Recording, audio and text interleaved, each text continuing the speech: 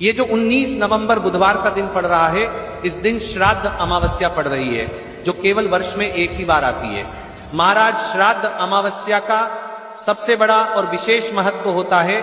यदि जीवन में समस्या है, पैसा हाथ में आता है, आते सही चल जाता है, घर में पितृदोष है, काल सर्प दोष है, तो श्राद्ध अमावस्या वाले दिन जिस भी घर की महिला शिव मंदिर में या अपने घर इस उपाय को करेगी, उसे घर में परिवार में चल रही सारी समस्या समाप्त होगी। तो कान खोलकर सुन लो मेरी जीजियो, अमावस्या वाले दिन 3 साधारण मिट्टी के दीपक लीजिए, तीनों में लंबी बत्ती का प्रयोग करें।